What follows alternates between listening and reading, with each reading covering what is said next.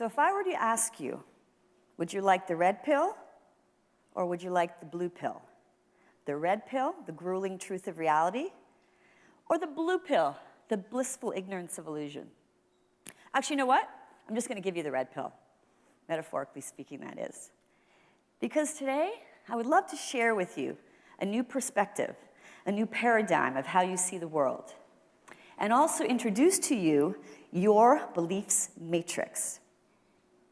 And I'm hoping that by the end of this talk, you'll have a little bit of extra power to be able to design yourself and your life just the way you want it. My name is Aida Memisevic. I'm a journalist, and I work in media, and I'm a digital strategist.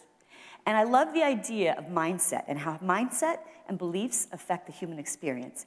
And I want to be able to put that into digital form. How can we use tools in gamification, digital, and positive psychology to help us have a better mindset? Now, let me ask you, do you think you have a good grasp on reality? Look around you. Is this all real? It isn't quite real the way you think it is. You see, consider this. Light is entering your eyes right now, going through several layers of cells in your retina, having an image go back to the back of your mind in the brain, which is meant to be interpreted by your brain. You see, it's quite an amazing process. It's a very complex process. And it's your brain that creates the meaning. Because actually, the light that falls in your eyes is kind of meaningless. So what your brain does is it associates patterns from the past, your beliefs, your expectations, and it puts this all together and presents to you, voila, with a three-dimensional image that you see, that appears as your reality. You see, the brain is so amazing. It constructs all these visual images rapidly and automatically. It's so fast. And it's how we respond to the world. It's our reality that's created. So whose image is actually real? Is it yours? Is it yours? Or is it mine? The mental internal construction that goes on with this visual data of how everything's interpreted, it's happened so quickly at such amazing speeds. Our unconscious mind assimilates this information, and it actually decides how we see the world and the meaning that's created. It just processes millions and millions of bits of data that are all around us, including the visual, our auditory, kinesthetic, sensations, our beliefs, our expectations, without our conscious awareness. It's absolutely incredible. I'll give you an example. Let's say your boss introduces you to Jane. This is Jane. And you speak to Jane, you have a few minutes of conversation with Jane, you exchange pleasantries. But then you think, ooh, you kind of get this feeling in your stomach that you don't really like Jane. You don't quite know why. You can't quite put your finger on it. What you do not realize is that there's a slight tonality in her voice that reminds you of your third-grade teacher who you didn't really like at all. Actually, you kind of hated. And in an instant, your brain associated those patterns, and boom, you had this feeling of, I don't think I really like Jane. You see, our final construct is never purely a direct reflection of the data that you take in. It's made up of previous data, assimilations, pattern replications. Your brain fills in the gaps, it generalizes. It looks at the context of your circumstance, and most significantly, your beliefs. And I suggest to you that the life as you know it, the world as you see it, doesn't quite exist the way you think it is. There is no single reality. Leonard Mlodinow, he's a theoretical physicist, and he put it this way: our perceptions, memory, and social judgments are all constructed by our unconscious, from limited data, employed context, expectations, desires. The way we experience the world is largely driven by our internal processing. So what does all this mean? It kind of means that we construct our reality as we go along, a reality that only we are privy to. This is what makes it interesting. So imagine last time you had an argument with your spouse, your best friend, and you were so clear about the position you had. It seemed so obvious, and yet they totally didn't get it, didn't see it at all. We have like a psychological backpack, and in that backpack we had a set of thinking patterns, of schemas, of beliefs that we create and we deem as our truth. And even a single incident can be very powerful. For example, If you wanted to be on the soccer team or the gymnastics team, and you tried it last year when you were in grade 8, let's say, and it didn't work out, and then you tried again, you were so excited, you wanted to make it, and you didn't make it, again for the second time, and you're just a kid, and you say to yourself, oh, I'm just not good enough. Just not good enough. And that's stuck. And then your brain looked for those patterns to repeat that and to validate what you believe to be true. In addition, we can be influenced by other people's beliefs. You may be familiar with Robert Rosenthal's experiments from decades ago and other people that have done similar experiments where they say that a teacher can be influenced. There can be a self-fulfilling prophecy that is created when a teacher believes that the student has a higher IQ. And they did experiments where they gave the teacher a list of students, but they really didn't have higher IQs. They just picked them randomly. And you know that teacher's impact throughout the year, in many cases, it ended up that the student did do much better because of the belief that that teacher had that this student is going to excel. But also, the opposite could be true. Because other people's expectations and beliefs can negatively influence us.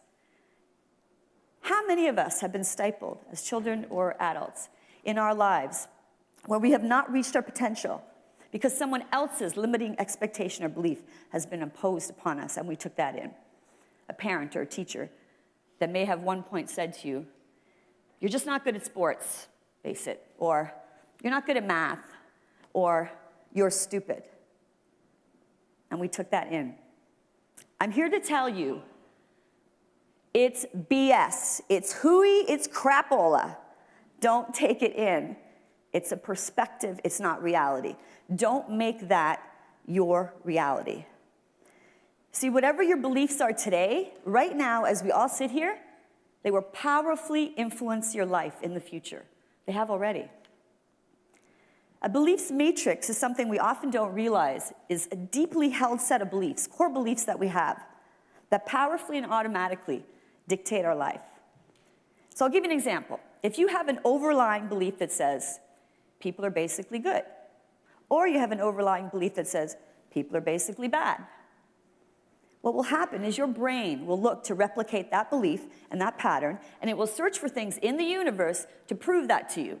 So even though simultaneously both things are occurring at the same time, there are good people, there are bad people, guess what you're going to see? Guess what? Your unconscious mind is going to go through all this data that's around you and present to you with, voila, here are all the bad people, or voila, here are all the good people, and that will become your reality based on that core belief. I want to introduce you to a term in psychology, motivated reasoning. It's the tendency to confirm the assessment of information to some goal or existing belief that a person already has, including clinging to false beliefs despite overwhelming evidence. All you have to do is look at sports.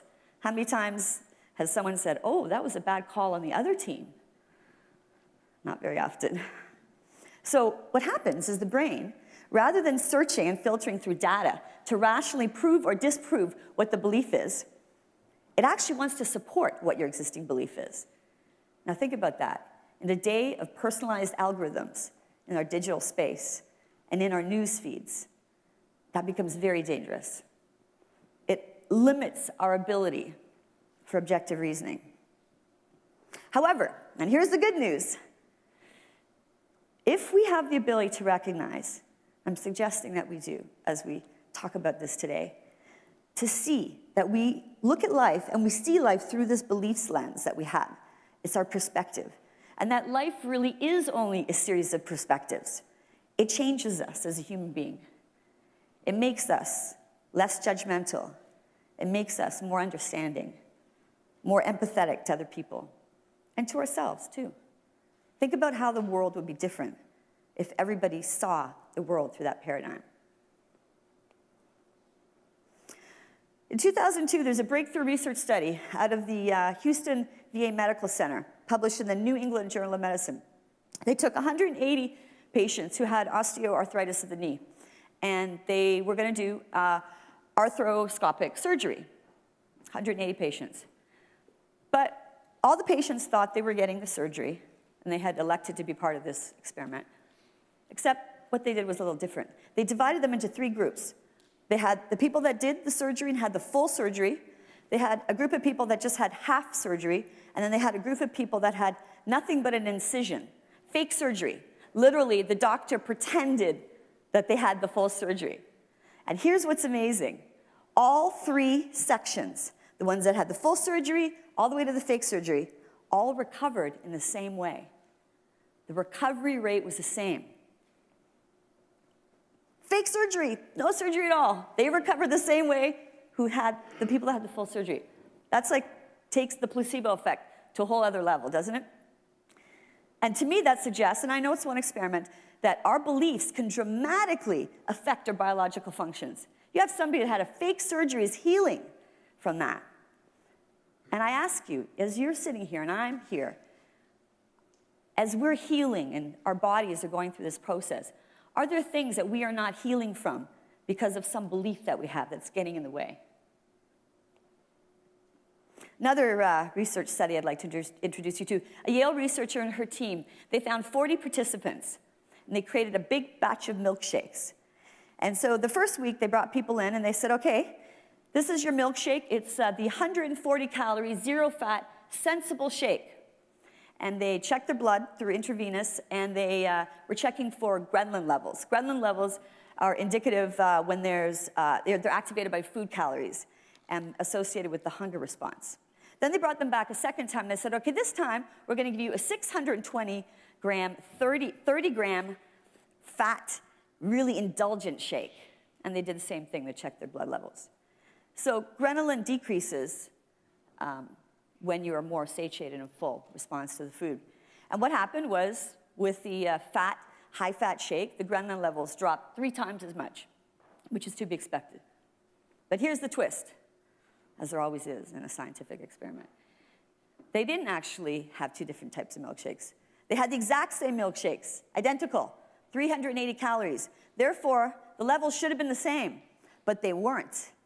When people believed they were drinking the higher fat, higher calorie shake, their bodies responded as if it were true. Think about that. That's incredible. So I suggest to you that, again, our beliefs and expectations are much more powerful than we think they are. And when you look at food, what do you think about food? Do you think, oh, this is going to make me fat? Or are you one of these people that says, I can eat anything and I'll be fine, won't be affected? It would be nice if we could make a French fry behave like a salad, but maybe we can. The unconscious mind is pretty amazing. Over the last few years, we've developed fMRI machines, which allow us to look at the brain in real time. But we still don't know a lot about the unconscious mind. And I'm really fascinated by this process. And there are certain modalities that have come to fruition that practitioners and ordinary people are working with. And they're getting some extraordinary results. And I personally am very interested in this. I want to know, how are they doing it, what's happening, and how can we turn that into something that can be used in digital technology? I'm very interested in this. And this is the space that I'm continuing to research in, and my master's project was involved in this as well. So by using the gamification of mental processes, how can we have better control over our thoughts and our mindset habits? And I want you to consider for a moment your beliefs right now. Look at what's on the screen. These are examples of some very limiting beliefs that we as human beings sometimes have. And I want you to consider if any of them resonate with you. And if they do, you may be saying, okay, Aida, so great. So if I'm the architect of my universe, and I have one of these, what do I do about it? So firstly, consider that there's a few ways of looking at a belief. Rather than just true or false, look at it as useful or unuseful. Is this belief useful? I am stupid is not a useful belief, so you might want to get rid of that one. Or you can look at some of the unconscious modalities I mentioned earlier. Or you can do something on the conscious level. So I put together, it's a 7-step process that uses various tools: visualization, personal inquiry, cognitive restructuring, and do that exercise of feeling it, embracing it as it is your truth. There's a part of our brain called the reticular activating system. And the reticular activating system is sort of the window between the conscious and the unconscious mind. So if you had one of those core beliefs that we just talked about that said, I'm not good enough, or I'm not pretty enough, know that that part of your brain is going to look for all the evidence to support that, as I mentioned earlier. And I'm suggesting don't let that be your resolving truth. Don't let that be your resolving truth. And think about the times where maybe 9 times out of 10 you did something good, or someone said something good, and then one time someone criticized you, and you made that your truth. So let's not do that, because I have seen people suffer, mentally crucify themselves with, I'm not good enough, I'm not pretty enough, et cetera, et cetera. And I'm suggesting to you, it's a pattern. It's a pattern your brain is running. Don't accept it for the truth. Because once you recognize this, and it's so exciting to me, once you recognize this, your life changes. Everything changes. You get your power back. So I'll leave this with you. One of the ways that human beings cause themselves suffering is to rarely question the false beliefs that have become so impermeated into our foundational structure of one's existence that they appear as reality. So today, I'm giving you the red pill, except it's good news. And I offer you these ideas worth spreading. Number 1, your beliefs are deeply affecting your life and your reality. Pay attention to them. Number 2, you do not have to have these negative limiting beliefs. There are ways to get rid of them. Do it. And number 3, you are the architect of your life. You have far more power and control than you think. Use it wisely. Thank you.